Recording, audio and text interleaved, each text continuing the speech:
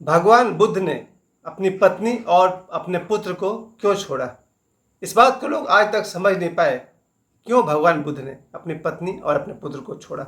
महल छोड़ा ये कोई बड़ी बात नहीं है, लेकिन इससे मुझे एक बात याद आती है। ध्यान के मार्ग में जो भी बाधा बने उसे छोड़ देना चाहिए। तत्क्षण ओशो ने कहा है, ध्यान के मार्ग में अगर मैं बाधा बनूं तो तुम मुझे भी छोड़ देना, लेकिन सत्य को मत छोड़ना। जब ओशो जैसे सदगुरु ने मुझे ये सिखाया कि ध्यान के मार्ग में अगर मैं बाधा बनता हूँ तो तुम मुझे भी छोड़ देना, लेकिन सत्य को पाकर रहना। यही कारण था कि भगवान बुद्ध ने अपनी पत्नी और अपने पुत्र को छोड़ा। पर यह बात इतना आसान नहीं है। ध्यान के मार्ग की कुछ शर्तें हैं। पहली बात, ध्यान वही करते हैं जिन्हें एक न एक दिन ये पता चलता है कि जीवन में कुछ खालीपना है। चाहे कितना भी आदमी धन कमा ले, लाखों करोड़ों भी कमा ले, फिर भी अचानक उसे महसूस होता है शायद कुछ और चाहिए, क्योंकि धन अभी है, अभी नहीं रहेगा। शेयर मार्केट गिरेगा, धन जाएगा नीचे। एक बम पटक देगा, बिल्डिंग साफ। कुछ है जो आदमी को संतुष्ट कर पाता है, वो है परमात्मा की खोज, ईश्वर की खोज। गौतम बुद्ध ने और बहुत सारे ऋषि मुनियों ने अपने घर को छोड़ा है, और मेरे अपने देखे बहुत सारे मैंने साधुओं को देखा है जिन्होंने अपना घर छोड़ा है, और मुझे इन बात में बहुत सच्चाई दिखाई पड़ती है। ध्यान और साधना के मार्ग में वही चले जो अपने मन से तंग आ गया है, क्योंकि मन है क्या? ये मन दौड़ाता है पढ़ाई पढ़ाई पढ़ाई पढ़ाई। सुनने में तो बड़ा अच्छा लगता है, पढ़ाई बड़ा अच्छा चीज़ है।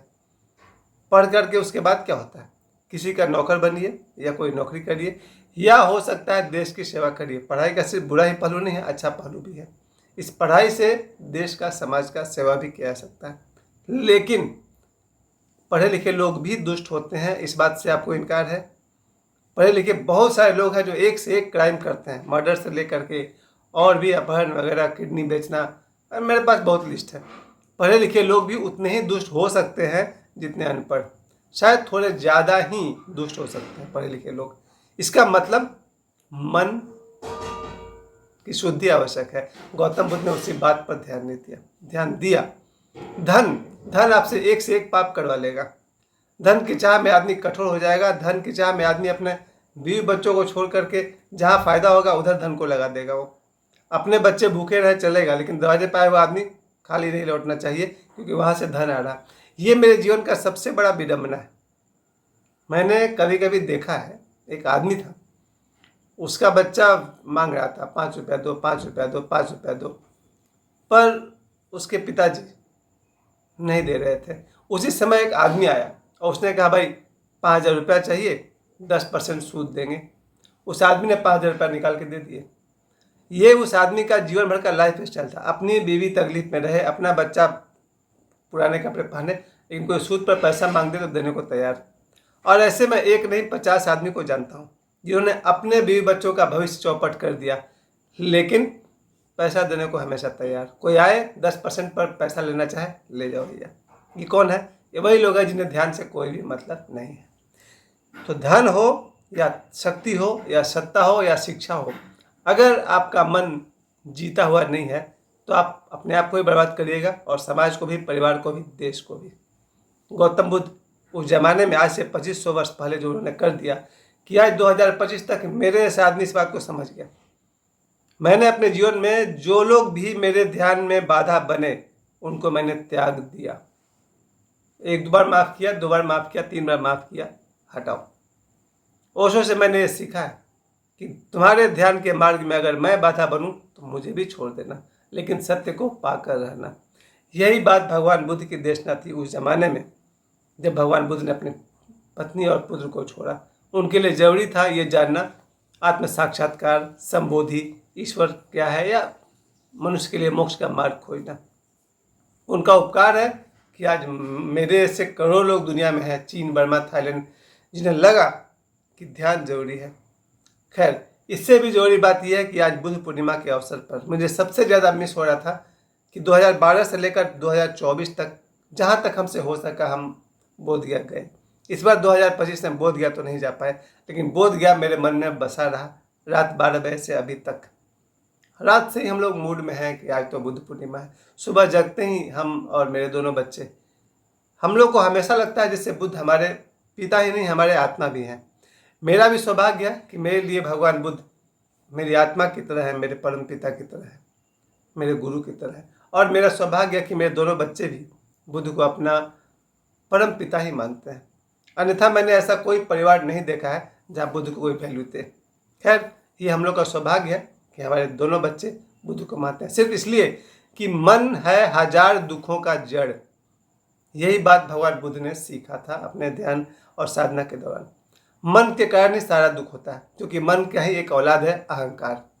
अगर अहंकार पकड़ ले तो आदमी इतने दुख पैदा कर लेगा जीवन में कि स्वर्ग को नरक में बदल लेगा।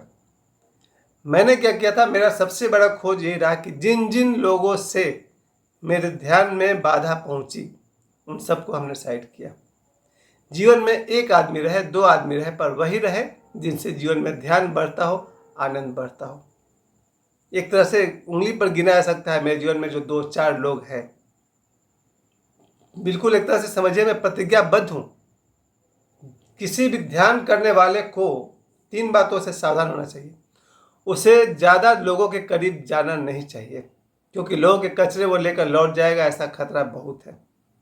हर ध्यान करने वाला आदमी जहाँ तक हो सके लोगों से दूर रहे, उनसे भी दूर रहे जिनसे नुकसान होता है, और उनसे भी दूर रहे जिनसे फ़ायदा होता है, क्योंकि आत्मज्ञान के मार्ग में अपने भीतर जाना होता है, दूसरों के पास नहीं। ये बुद्ध पूर्णिमा के दिन मेरा ये वचन है, संकल्प है, प्रयास है। अपने आप को समय दूंगा, अपने साथ रहूँगा, ध्यान को समय देंगे, लोगों की ज़्यादा परवाह नहीं करनी। हाँ, किसी का मैं बुरा नहीं करूँगा। पहली बात कि ध्यान में अगर आपको प्रवेश करना है तो ज़्यादा मतलब मत रखिए लोगों से। मैं अपने आप में काफ़ी हूँ, ज़्यादा घर में 2 बच्चे हैं, 10 परिवार है, काफ़ी है। दूसरी बात बहुत ज़रूरी है, दूसरे के लिए परेशान मत होइए जहाँ तक हो सके। ध्यान की मार्ग की जो सबसे ज़रूरी शर्त है वो ये है कि यदि आप पुरुष हैं तो आपको स्त्री से सावधान रहना चाहिए। ये बात बुद्ध ने नहीं कही है, ओशो ने भी नहीं कही है, ये मेरे 53 वर्ष का परिणाम है। अगर मेरा बस चले तो इसी बुद्ध भगवान को साक्षी मानकर ये बात कह सकूं, जीवन भर किसी भी पराई स्त्री की तरफ न तो आंख उठा के देखना चाहिए, न उससे 2 शब्द बात करनी चाहिए। स्पर्श तो बहुत दूर की बात है, स्पर्श से बहुत दूर रहना चाहिए। ये बात बुद्ध ने नहीं सिखाई है, ओशो ने नहीं सिखाई है, पर बाबा बागेश्वर ने अपने आचरण से सिखाया है। और मैं बुद्ध पूर्णिमा के दिन अगर मुझे एक ही संकल्प लेना पड़े तो मैं यही कहूँगा, पुरुष होकर स्त्री से न तो 2 शब्द बात करनी चाहिए, न कोई उससे कोई संपर्क रखना चाहिए, और स्पर्श तो बहुत दूर की बात है। स्त्रियों से दूर रहना बहुत ज़रूरी होता है अंतर यात्रा में, क्योंकि मन बहुत ही खतरनाक है। मन को लेकर कितनी गालियाँ आपको पता होगा। जब मीराबाई ने यह कह दिया था कि मेरो मन बड़ो हरामी, तो मन को इतनी गाली पड़ती है। अगर उसी मन की हम सुनेंगे, साधक को स्त्री से दूर रहना चाहिए, पर अगर वो स्त्री को मातृभाव से देख सके, सभी स्त्रियों में अपनी माता को देख सके, फिर कोई परहेज नहीं है। कोई भी हो, चाहे 1 साल की लड़की हो या 100 साल की बूढ़ी औरत हो, अगर सब में आप मातृभाव देख सके तो ठीक, वरना ध्यान का मार्ग छोड़ दीजिए, वो आपके लिए नहीं है। फिर आप संसार में ही इधर से उधर घूमते रहिए, वो आपके लिए अच्छा है। ध्यानी के लिए, मैंने ध्यानी के लिए कहा था, ध्यानी जब बुद्ध अपनी पत्नी को छोड़ दिए तो ध्यानी को तो संसार के पागलों को छोड़ना है, कौन सी बड़ी बात है। उसी प्रकार से मैं तो ये भी कहूँगा कि जितना स्त्री से बाधा हो सकता है, मुझे उससे ज़्यादा बाधा पुरुषों से हुआ है, क्योंकि पुरुष आपका समय खा जाएंगे। मेरे जीवन में हजारों घंटे लोगों ने एक फ़ोन घुमाया, हाँ सरोज कहाँ है, आ जाओ, चले गए। जीवन का 2-3 घंटा तो गया ही। उन्होंने दिमाग ऐसा खराब किया कि 10-20 साल तक खराब रहा। तो मेरे ऐसे साधक को जितना खतरा पुरुष से था उतना ही खतरा स्त्री से भी था, अर्थात पर से खतरा है साधक को। अगर आप साधक हैं तो इसका जस्ट उल्टा कीजिए, अगर आप संसारी हैं, खूब लोगों से मिले जुलिए, बहुत फायदे होंगे। लोगों से मिले जुलिए, वहाँ आपको बिजनेस मिलेगा, कस्टमर मिलेगा, ग्राहक मिलेगा, समय पर लोन मिलेगा, मदद मिलेगी, है ना। संसार में जितना है समाज से एकदम हाथ में हाथ मिला कर रहिए। सुबह 5 बजे से लेकर के गुड मॉर्निंग मैसेज करिए और रात को 11 बजे तक फ़ोन पर लगे रहिए, फ़ायदे ही फ़ायदे होंगे। लेकिन अगर आत्मज्ञान को आपने चुना है, ध्यान को आपने चुना है, समाधि को आपने चुना है, सम्यक संबोधि को आपने चुना है, सावधान, उन लोगों से दूर रहिए, अपने नज़दीक आइए, वो जरूरी है। परंतु आप कहेंगे कि भाई समाज समय पर काम आता है, वो पूरा सत्य है। सन्यासी, सामाजिक आदमी समाज के साथ होता है तो समाज भी उसके साथ होता है। लेकिन सन्यासी जो सुबह से रात तक ईश्वर के नज़दीक होने का प्रयास करता है, ईश्वर के साथ होने का प्रयास करता है, तो मैं आपसे कहता हूँ ईश्वर भी सन्यासी के साथ 24 घंटे रहता है। आज बुद्ध पूर्णिमा के अवसर पर आप सभी को मेरा यही संदेश है, ध्यान की मार्ग में जो भी बाधा बनता हो उसे त्याग दीजिए। नमो बुद्धाय।